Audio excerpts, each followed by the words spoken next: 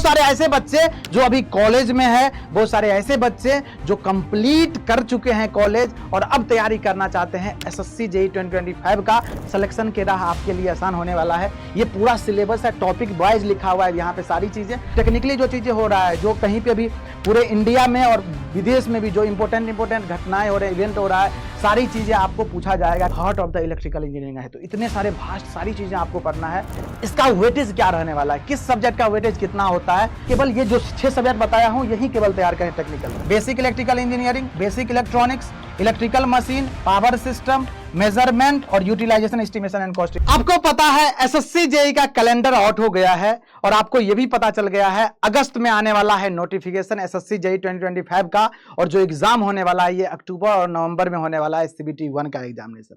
अब बहुत सारे बच्चे प्लान करेंगे एसएससी जेईई 2025 के लिए। बहुत सारे ऐसे बच्चे जो अभी कॉलेज में है, बहुत सारे ऐसे बच्चे जो कंप्लीट कर चुके हैं कॉलेज और अब तैयारी करना चाहते हैं एसएससी जेईई 2025 का। बहुत सारे ऐसे बच्चे जिसका एसएससी जेईई 2024 अच्छा नहीं गया होगा। ये वीडियो सबके लिए हेल्पफुल होने वाला है। अगर आप एसएससी जेईई 2025 को प्लानिंग कर रहे हो बिल्कुल स्क्रैच से, लिखा हुआ है यहां पे क्या, एसएससी जेईई 2025 की तैयारी जीरो से कैसे शुरू करें, complete guidance, complete road map मैं आपको बताने वाला हूं। इवन ये भी बताने वाला हूं लास्ट ईयर वैकेंसी कितनी आती है, कट ऑफ कितना जाता है, किस सब्जेक्ट का वेटेज क्या रहने वाला है और डिटेल में सिलेबस क्या है, इन सारे पहलू पे बात करने वाले हैं। बने रहिएगा वीडियो में। चलिए स्टार्ट करते हैं और शुरू से देखना स्टार्ट करते हैं सारी चीजों के बारे में।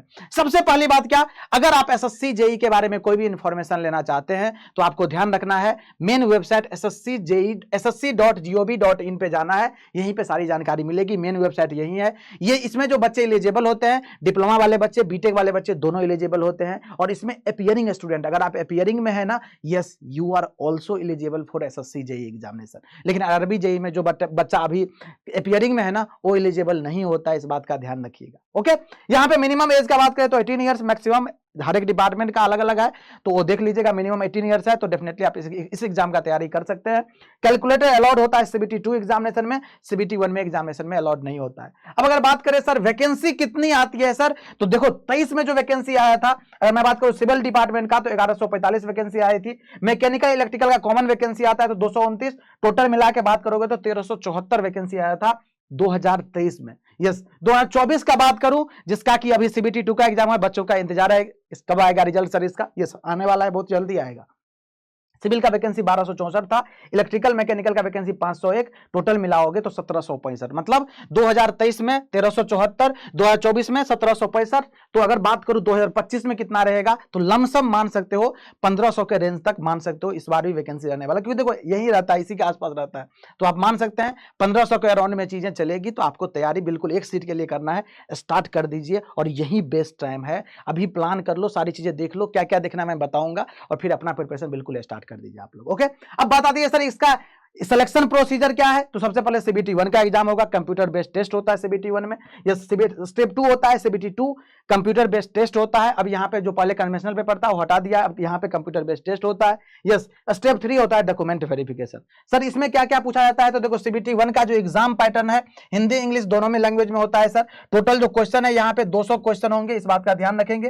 कितना सर, 200 क्वेश्चन रहने वाला है यहाँ पे। और ये जो टोटल एक क्वेश्चन 1 मार्क का रहता है तो टोटल मार्क्स जो हो जाएगा ये 200 मार्क्स हो जाएगा।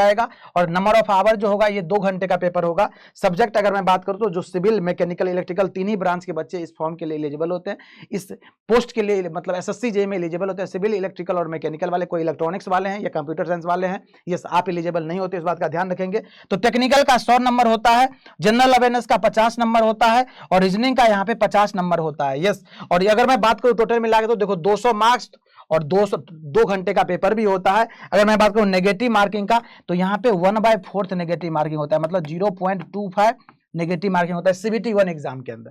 अगर मैं बात करूं सीबीटी 2 एग्जाम का तो सीबीटी 2 एग्जाम का मीडियम भी हिंदी इंग्लिश होता है। यहाँ पे नंबर ऑफ क्वेश्चन 100 रहेगा और यहाँ पे नंबर ऑफ मार्क्स का बात करूं तो यहाँ पे एक क्वेश्चन 3 नंबर का होता है, इसीलिए यहाँ पे 300 मार्क्स का पेपर होता है और टाइम यहाँ पे 2 घंटे ही मिलने वाला है, इस बात का ध्यान रखेंगे। 120 मिनट ही मिलेगा आपको। यहाँ पे टेक्निकल सब्जेक्ट ही पूछे जाएंगे आपके 100 क्वेश्चन और टोटल 300 मार्क्स, मतलब एक क्वेश्चन 3 नंबर का। तो सिंपल सी बात है, CBT 1 से यहाँ पे क्वेश्चन का लेवल अच्छा रहेगा, क्योंकि एक क्वेश्चन 3 नंबर का है तो लेवल भी थोड़ा अपग्रेड करेगा। और यहाँ पे नेगेटिव मार्किंग 1/3 है, मतलब अगर एक क्वेश्चन गलत करोगे तो 0.33 मार्क्स आपको, मतलब एक क्वेश्चन 3 नंबर का है तो मैं बोलूंगा ये कितना, 1 मार्क्स आपका माइनस हो जाएगा, -1 हो जाएगा सीधा सीधी, क्योंकि 3/3 करोगे, 1/3 करोगे तो एक क्वेश्चन 3 नंबर का है, 3/3 करोगे सीधा -1 हो जाएगा आपका, अगर एक क्वेश्चन गलत हुआ तो कृपया इस बात का ध्यान रखेंगे। ओके, ये हो गई बात सर। अब अगर आगे बढ़ूं तो सर ये जो नॉन टेक वाला पार्ट है, यहाँ पे जैसे जनरल अवेयरनेस है, रीजनिंग में, इसमें क्या क्या सिलेबस रहता है थोड़ा ब्रीफिंग कर देते हैं। वैसे हम लोग कई सारे वीडियोज बनाए हैं, हमारी पूरी टीम ने वीडियो बनाया है पूरा डिटेल में,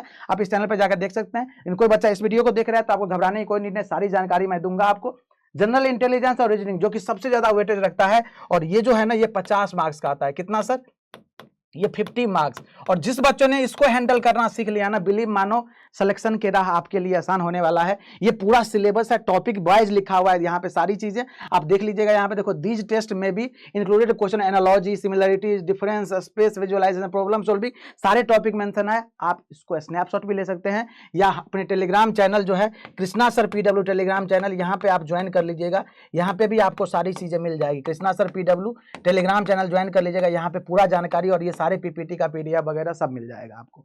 ओके, अगर मैं बात करूं जनरल अवेयरनेस का, तो यहां से भी 50 क्वेश्चन बनते हैं, और यहां से सारी चीजें देखो क्या क्या चीजें पूछा जाता है। यहां से जो पूछा जाएगा आपको, question will also be design to test knowledge of current affairs पूछा जाए, जो करंट इवेंट चल रहा है वो भी पूछा जाएगा। Such a matters of everyday observation and experience in their scientific expect as may expected of any educated person. Yes, आपको आपके टेक्निकल डोमेन से, क्योंकि आप टेक्निकल स्टूडेंट हो, तो टेक्निकली जो चीजें हो रहा है, जो कहीं पे भी पूरे इंडिया में और विदेश में भी जो इंपॉर्टेंट घटनाएं हो रहे हैं, इवेंट हो रहा है, सारी चीजें आपको पूछा जाएगा करंट अफेयर्स वाले पार्ट में। इवन यहाँ पे हिस्ट्री भी पूछा जाएगा। देखो क्या, हिस्ट्री पूछा जाएगा, कल्चर पूछा जाएगा, ज्योग्राफी पूछा जाएगा, इकोनॉमिक्स पूछा जाएगा, पॉलिटी पूछा जाएगा, ये सारी चीजें भी पूछा जाएगी, साइंटिफिक रिसर्च भी पूछा जाएगा। ये सारे से लगभग 50 क्वेश्चन पूछे जाते हैं 50 नंबर के, ये CBT 1 एग्जाम में केवल। तो ये भी सिलेबस आपको देखना है और इसको भी प्रिपेयर करना है, तभी जाके आप CBT 1 क्रैक करोगे। यस, अब देखो बात आती है सर कोर सब्जेक्ट। यस, जैसे मैं बात कर रहा हूं, जैसे मैं बात करूं इलेक्ट्रिकल इंजीनियरिंग का, यस, वैसे सिविल वाले सिविल का देख लेंगे, और मैकेनिकल वाले मैकेनिकल का, सारे ही ब्रांच का वीडियो 1 by 1 आएगा। ये मैं यहाँ पे इलेक्ट्रिकल का बात करने वाला हूं। तो अगर मैं बात करूं इलेक्ट्रिकल इंजीनियरिंग का क्या सिलेबस होता है सर, तो देखो इलेक्ट्रिकल इंजीनियरिंग का जो कोर सिलेबस होता है उसमें लिखा है बेसिक कॉन्सेप्ट, सर्किट लॉ, ये ऑफिशियल सिलेबस बता रहा हूं, circuit law, magnetic circuit, AC fundamental, measurement and measuring instrument, जिसको आप मेजरमेंट के नाम से जानते हो, electrical machine, fractional kilowatt motors and single phase induction motors, this is a part of machine, synchronous machine, generation, this is a part of power system, transmission and distribution, estimation and costing, जानते हो, utilization and electrical energy, और last में लिखा है basic electronics. ये सारे subject लिखे हुए हैं। अगर सर इसका डिटेल सिलेबस का बात करूं तो मैं यहाँ पे लेके आया हूं, देखो ये सारा चीज लिखा है, बेसिक कॉन्सेप्ट ये सारे टॉपिक लिखा है, मैग्नेटिक सर्किट ये सारे टॉपिक लिखा है, सर्किट लॉ ये सारे किरचॉफ्स लॉ के बारे में लिखा है, AC फंडामेंटल ये सारे टॉपिक आपको ये तैयार करके ही जाने हैं। अब आपके मन में आ रहा होगा सर ये जो हम, ये पूरा बेसिक इलेक्ट्रिकल है, यहां से लेके यहां तक, यहां से लेके यहां तक ये पूरा बेसिक इलेक्ट्रिकल है, और सबसे ज्यादा वेटेज SSC JEE में बेसिक इलेक्ट्रिकल का ही रहता है। कितना होता है ये पूरा एनालिसिस भी मैं इस वीडियो में बताने वाला हूं, बने रहिएगा। फिर अगर मैं बात करूं मेजरमेंट एंड मेजरिंग इंस्ट्रूमेंट में, ये सारे टॉपिक एनी हो, ये सारे टॉपिक आपको कंप्लीट चाहिए ही चाहिए, इसमें से एक भी टॉपिक स्किप नहीं करना है। इसका स्नैपशॉट लीजिएगा, या मैंने बोला है टेलीग्राम पे, वहां पे चले जाए कृष्णा सर PW पे। फिर मैं बात करूं मशीन का, तो मशीन का देखो ये सारे टॉपिक लिखा हुआ है। यार मेन बात करूं तो DC मशीन लिखा हुआ है यहाँ पे, फिर 1 फेज एंड 3 फेज ट्रांसफार्मर लिखा गया है, 3 फेज इंडक्शन मोटर लिखा गया है, ये सारी चीजें पढ़ना है आपको। और लास्ट में क्या लिखा है, fractional kilowatt motor and single phase induction motor, characteristic and application, ये सारी चीज, this is the part of machine. और इतना ही नहीं, देखो सिंक्रोनस मशीन भी लिखा है, और मशीन वैसे भी पता है heart of the electrical engineering है। तो इतने सारे वास्ट सारी चीजें आपको पढ़ना है, तब जाके आपका मशीन कंप्लीट होगा, और यहाँ से भी बहुत अच्छा खासा वेटेज आता है। मैं बात करने वाला हूँ कितना आएगा वेटेज। फिर नीचे लिखा है basic electronics, working of various electronic devices, जो बेसिक सेमीकंडक्टर फिजिक्स वाला पार्ट है, PN जंक्शन डायोड वाला पार्ट है, ट्रांजिस्टर वाला पार्ट, BJT वाला पार्ट, जेपेट वाला पार्ट, ये सारी चीजें आपको बेसिक इलेक्ट्रॉनिक्स में ही पढ़ना है। वैसे ही बात करूंगा तो पावर सिस्टम लिखा है, जनरेशन, ट्रांसमिशन एंड डिस्ट्रीब्यूशन, इसी को बोला जाता है पावर सिस्टम। यस, तो इसका देखो ये सारे टॉपिक लिखा हुआ है। फिर अगर मैं बात करूं यूटिलाइजेशन, एस्टिमेशन एंड कॉस्टिंग, देखो लिखा है estimation and costing, utilisation of electrical energy, ये सारे topic, estimation of lighting scheme, electrical installation of machine क्या होता है, एंड रिलेवेंट आई रूल क्या होता है, इंडियन इलेक्ट्रिसिटी रूल क्या होता है, earthing practice and I rules क्या होता है इसके बारे में, इल्यूमिनेशन क्या होता है, इलेक्ट्रिक हीटिंग क्या होता है, इलेक्ट्रिक वेल्डिंग क्या होता है, इलेक्ट्रोप्लांटिंग क्या होता है, और साथ में इलेक्ट्रिक ड्राइव एंड मोटर्स के क्वेश्चन। यस, ये सारे टॉपिक को प्रिपेयर करना है। ये ऑफिशियली डिटेल सिलेबस जो दिया गया है एसएससी के वेबसाइट पे लास्ट ईयर, वहीं ये सारी चीजें मैं बात कर रहा हूं। ओके, अब मन में आता होगा सर इसका वेटेज क्या रहने वाला है, किस सब्जेक्ट का वेटेज कितना होता है, तो मैं बताऊंगा। अगर आप एसएससी जेईई का तैयारी कर रहे हो तो आपको केवल ये जो 6 सब्जेक्ट बताया हूं यही केवल तैयार करें टेक्निकल में। क्या क्या sir? Basic electrical engineering, basic electronics, electrical machine, power system, measurement और यूटिलाइजेशन, एस्टिमेशन एंड कॉस्टिंग। अगर मैं मार्क्स का बात करूं तो देखो 25 से 30 मार्क्स, ये लास्ट 5 ईयर का एनालिसिस बता रहा हूं बेटा, जो 5 ईयर्स में पेपर हुआ है ना उसका एनालिसिस बता रहा हूं। ये कितना है सर? 25 से 30 नंबर सबसे ज्यादा वेटेज रखता है। बेसिक इलेक्ट्रॉनिक्स 9 से 12 नंबर का वेटेज रखता है, इलेक्ट्रिकल मशीन 23 से 26 नंबर का वेटेज रखता है, पावर सिस्टम 15 से 18 नंबर का वेटेज रखता है, मेजरमेंट 8 से 10 मार्क्स का वेटेज रखता है, यूटिलाइजेशन, एस्टिमेशन एंड कॉस्टिंग 10 से 13 नंबर का वेटेज रखता है। यही वेरिएशन में थोड़ा बहुत वेरी करता है, प्लस माइनस 2-4 नंबर का, यही रेंज में वेरी कर रहा है हर साल एसएससी जेईई के सीबीटी 1 का पेपर। और यही जो सीबीटी 2 में अगर बात करोगे तो परसेंटेज ऑलमोस्ट यही रहता है, ऐसा नहीं बहुत बड़ा चेंजेस देखने को मिलेगा। सीबीटी 2 एग्जामिनेशन में जब 100 क्वेश्चन आते हैं 300 नंबर का, तो उसमें जो है ना यही परसेंटेज देखने को मिलेगा आपको, ऑलमोस्ट यही वेटेज रहता है सीबीटी 2 एग्जाम के अंदर भी।